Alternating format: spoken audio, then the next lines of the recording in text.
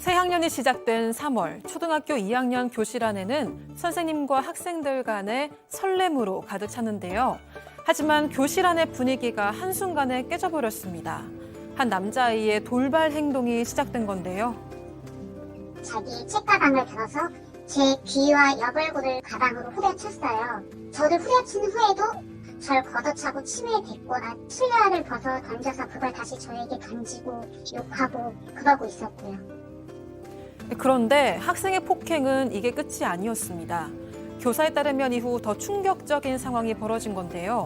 대체 교실 안에서는 무슨 일이 벌어졌던 걸까요? 자, 어떻게 된 일이에요, 이게? 네, 이게 지난 3월 속초의 한 초등학교 2학년 교실 안에서 있었던 일인데요. 이 4교시 수업 도중에 한 남자아이가 색연필을 집어들더니 이걸로 책상을 마구 내리치기 시작을 합니다. 그래서 교사가 다가가서 말렸습니다. 말렸는데 그러니까 아이는 이번엔 책상을 엎으려고 합니다. 이것도 교사가 말리면서 그 책상을 붙들고 있었습니다. 그랬더니 그 틈을 타서 아이가 자신의 책가방을 집어들었고요. 이 책가방으로 교사의 옆얼굴과 귀를 내리쳤습니다. 이뿐만이 아니었습니다. 교사를 발로 걷어차기도 했고요. 자신의 실내화를 벗어서 던지고 교사 얼굴에 침을 뱉고 또 욕설까지 하면서 괴성을 질렀다고 합니다. 자, 어제는 초등학교 5학년 선생이 초등생을 쇠 방망이로 피멍이 들게 때렸다는 소식을 전해드렸는데 오늘은 완전 또 반대입니다. 자, 아이가 소리를 지르던 게 어찌나 컸든지 교무실까지 다 들렸다는데 교장 선생님이 이 뭔 일이야 하면서 막 달려왔답니다. 교실로. 자, 교장 선생님 반응 어땠을까요? 아이를 나무랐을까요? 체크포인트 짚어보죠. 햄버거 사줄까? 자, 선생님을 폭행한 아이한테 교장 선생님이 햄버거 사줄까? 했다는 건데요. 어떤 상황이었던 건지 제보자 교사의 얘기 직접 들어보시죠. 아이의 목청이 워낙 큰 데다가 가까운 곳에서 발생한 사건이니까 교감 선생님께서 찾아오셨어요. 아이도 소리를 지르고 있고 저도 충격을 받은 상태에서 지금 밥을 먹지 않았더니 아이고 밥을 못 먹어서 어떻게 너 햄버거 사줄까 하시더라고요. 분명히 제가 피해 상황이었어요. 그런데 일단 아이가 굶었다는 거에 다들 아동학대가 너무 무서웠던 거죠. 아이의 분노에 어쩔 줄 몰라하는 관리자를 보면서 교권위를 열어도 내 편은 아니겠구나. 내가 혹시나 교권위를 열어달라고 하면 오히려 일 키우는 교사로 낙인이 찍힐 수도 있겠구나. 자, 양 변호사님, 애가 저렇게 난동을 부렸으면 진짜 어제 그 교사처럼 막 애를 막 이렇게 때리라는 게 아니라 야, 너 선생님한테 뭐 하는 짓이니? 그렇죠. 아니 한마디 정도 할 수 있잖아요. 그런 얘기가 전혀 없었던 겁니다. 물론 이건 이제 피해를 입은 교사분의 주장이라는 거를 전제로 말씀을 드리면 이 초등학생이 잠깐 그런 게 아니었던 거예요.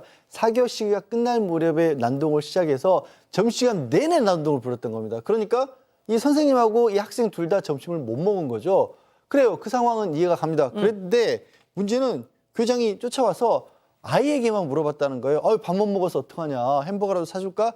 이렇게 얘기를 했고 그래요. 다시 한번 또 양보해서 일단 진정을 시켜야 되니까 그렇게 얘기를 했더라도 네네네. 그러면 피해를 입은 선생님에 대해서도 이게 돌봄이 있어야 될 거 그렇죠. 아닙니까? 아무 조치도 취해주지 않았다라고 하는데 저희가 사실은 서희씨도 그렇고 이 교내 교권과 관련해서 문제가 제기될 때마다 저도 빠짐없이 얘기했던 게 교관 같은 관리자분들의 역할이 중요하다고 맞아요. 얘기했거든요. 이 교장 선생님은 그냥 문제가 커지는 걸 혹시 피하려 했던 거 아닌가 싶은 겁니다. 왜? 그러니까 아이만 신경을 썼었고 그리고 몇 달 있다 은퇴하셨답니다 또. 아이고야. 저희가 이 제보자 선생님의 이 주장을 증명할 수 있는, 입증할 수 있는 사진 다 갖고 있습니다. 자, 하지만 그걸 방송에서 공개하지 않기로 했어요. 일단 사파로만 저렇게 표현을 했는데 자, 황당한 일은 끝이 아닙니다. 초등학교 2학년이면 아직은 많이 어린 나이죠. 하지만 잘못을 했다면 부모의 존재, 선생님이 어떻게 하질 못하면 부모의 존재는 있지 않습니까? 당연히 부모랑 연락을 하고요. 여기도 마찬가지입니다. 직후에 부모하고 통화를 했는데 이 부분도 상당히 좀 황당하고 당황스러운 부분이 있습니다. 특히 죄송하긴 한데 믿고 학교에 맡겨뒀는데 이런 일이 나니까 부모가 힘들다고 하면서 어떤 얘기를 했냐면 유치원 때는 아무런 일이 없었다. 혹시 선생님 아이 잘 잡지 못해서 아이한테 만만하게 보인 거 아니냐라고 주장을 했다고 합니다. 학부모가. 또 이 아이가 얼마 안 가서 4월에 또 교실에서 난동을 부리고 그때는 학부모가 또 소환을 당했었는데요. 그때는 뭐 교장도 있었다고 교감생 앞에서 이제는 학부모가 전문 기관에 아이 상담을 약속하고 돌아갔다고 합니다. 아니 유치원 때는 이런 일이 없었는데 아이한테 만만히 보이셨던 거 아니에요? 당신이 선생처럼 행동을 안 하니까 우리 애가 그런 거 아니야? 뭐 이 말이잖아요, 교수님. 그러니까 이제 부모의 태도를 보게 되면 자식의 행동을 우리가 이해를 할 수가 있어요. 그러니까 이제 저 상황에서 뭐 어떻게 됐건 간에 좌우간 뭐 초등학교 2학년짜리가 저런 행동을 갖다 학교에서 한다라고 하면 저거는 문제가 학교에 있는 게 아니라 바로 가정에 있고 부모에 있는 거예요. 그런데 부모가 저렇게 만만하게 보여서 그런 거 아니냐 이런 얘기를 하는 걸 보면 저게 뭔가 원인이 확실히 가정에 있다라고 하는 것이 이제 증명이 된 것 같은데 실제로 이분 같은 경우는 고통을 계속 호소를 했는데 그 교감이라든가 또는 이 상담 선생님들이 아니 애가 금방 바뀌겠느냐 좀 기다려라 걔도 뭐 나름 노력하더라 이런 얘기를 했다는 거죠. 그런데 아이의 행동에 그 변화는 전혀 없었고 나중에 이제 상담실로 가서 그럼 도대체 이 아이를 어떻게 상담하고 있냐라고 물어봤더니 예. 충격적으로 4월 이후에 한 차례도 상담을 안 받았다는 겁니다.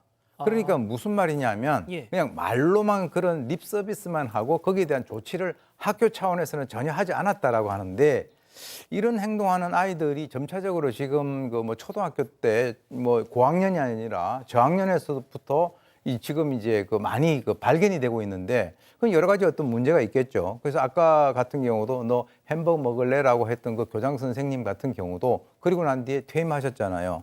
그러니까 자기가 교장으로 있는 동안에 이게 바깥으로 문제가 되지 않고 그냥 폭탄 돌리기 같이 다음 후임자한테 넘기고 하는 이 과정에서 이 선생님들이 엄청나게 고통을 당하고 있는 것인데 상식이 통하지 않는 사회, 즉 뭐 어저께 나왔던 그 교사라든가 오늘 나온 이 초등생이라든가 또 이 부모 또는 뭐 교장, 교감 이 모든 관리자들이 적어도 한 가지 어떤 방향성이 설정이 돼야 됩니다. 상식이 통하는 사회.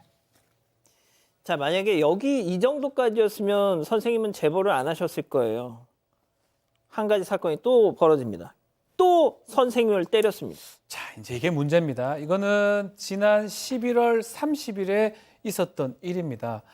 이 수학 이제 시간이었는데 공부 시간이었는데 문제를 아이한테 풀으라고 했는데 문제를 풀지 않고 아이가 계속 이렇게 연필로 계속 수학 교과서를 이렇게 소용돌이 동그라미 이렇게 쳤던 것 같아요. 낙서 이렇게. 그러니까 선생님이 이러면서 계속 이렇게 돌리고 있어요. 이렇게 돌리고 있으니까 연필로요. 선생님이 낙서만 계속하면 너를 지금 가르칠 수가 없다라고 얘기하니까 그때 이 돌리던 교과서 이 낙서하던 것을 선생님 얼굴에 던져버려서 선생님한테 던지고요. 그러면서 꺼져라, 죽어버려라 하고 심지어는 선생님한테 한 7회 정도 침을 뱉기도 하고 욕설을 하면서 너 같은 거랑 할 얘기 없다라고 아주 과한 얘기를 하면서 결국은 발길질까지 해댔다고 합니다. 선생님은 더 이상 참지 않았습니다. 네, 다만 뭐 교사에 따르면 이 2차 사건 이후에는 이 아이의 엄마가 학교에 찾아와서 진심으로 사과를 하긴 했다고 했습니다. 하지만 아이는 사과가 없었고요. 결국 이 교사가 교권보호위원회를 개최해달라 이렇게 요청을 했습니다. 이 제보자인 교사의 요구는 강제 전학시켜달라라는 거였습니다. 하지만 교권위의 결과는 이에 미치진 못했습니다. 이 아이에게 출석 정지 7일 그리고 특별교육 2시간 처분만 내려진 겁니다. 또 이외에도 학부모에게 특별교육해라 그리고 교사의 치료비 지불하라 이 정도의 결과가 나왔는데 또 교권위 결과지에는 아이가 사과한 것처럼 쓰여졌지만요. 교사에 따르면 사실이 아니다 이런 얘기도 하긴 했습니다. 그래서 교사는 이의 제기를 합니다. 3월과 11월 두 차례에 걸쳐서 폭행이 있었는데 왜 3월 사건은 다뤄지지 않은 거냐 이렇게 이의 제기를 했습니다. 그랬더니 이 학교의 교감이 문자 메시지로 설명을 합니다. 지금 그 문자 메시지가 나가고 있는데요. 아시잖아요. 강제 전학 요구가 받아들여지지 않아서 불만이시겠지만 어린아이가 이번 사안으로 이 개전의 기회도 없이 강제 전학 조치되는 건 좀 너무하다. 이런 취지의 문자였습니다. 이 제보자는 이걸 받고 억지로 좀 상황을 수습하려고 하는 것 같다. 이런 느낌을 받았다고 했습니다. 한 가지 좀 뭐 다시 보충 설명해드리면 앞서 교장 선생님이라는 분, 너 햄버거 사줄까? 아이한테도 그러고 그 해당 이 제보자 선생님한테도 뭐 나중에 뭐 식사는 하셨수? 뭐 이렇게 뭐 물어보셨다고는 해요. 자, 교수님. 자, 그냥 이것만 말씀드릴게요. 이 선생님, 제보자분, 이제 선생님 그만하시겠답니다. 도저히 더는 감당을 못 하겠답니다. 사실 교육 현장에서 이런 일이 한번 발생되면 자신의 그 직업에 대한 어떤 그 자부심이라든가 이런 것들이 완전히 상실되고 이 직업 더 이상 못 하겠다 이런 분들이 늘어날 수밖에 없습니다. 그런데 저는 이렇게 생각을 해요. 이분이 뭐라고 그랬냐면 자기가 이 아이가 한 차례 잘못한 것에 대해서 사명감과 애정으로 감싸주려 했던 자기 과거를 반성한다라고까지 얘기했고, 그리고 이 잘못된 포장지로 감싸주지 않았었어야 됐다. 그런데 이런 일이 있다면 이것이 전부 다 문제 아동의 비위를 맞추려고 그렇게 하는 것에 대해서 본인은 어떤 교육자로서 수치감과 미안함을 느낀다. 근데요, 제가 봤을 때는 제일 무서운 게 무관심입니다. 그러니까 다시 말해서 이런 어떤 그 상황에 접했던 많은 교사들이 그래, 내가 뭐 교육자로서의 사명감이라든가 이런 애정을 다 던지고 네 맘대로 해라. 어차피 시간 지나가지고 이 폭탄 다른 쪽으로 돌리면 끝이다. 이런 생각을 하는 교사가 많아지면 많아질수록 교육 현장이라든가 이런 것들이 이제 붕괴가 되고요. 그리고 우리 이 교육 현장이 붕괴가 되면 우리 사회의 기반이 무너지고요. 그러면 언젠가는 우리 모두에게 피해가 올 가능성이 상당히 높다는 것을 명심을 하시고, 이건 내일이 아니니까 나 관심 없다 이렇게 하면 언젠가는 우리들에게 피해가 옵니다. 다알리아 님이 그러시네요. 저희 반에도 우리 아이 반에도 그런 비슷한 아이가 있었는데 한 학기에 교사가 9명이나 바뀌었어요. 한 학기 동안. 사건의 진실을 추적하고 싶다는 사반 가족분의 사연인데요. 궁금하시다면 사건반장 유튜브 채널을 구독해주세요.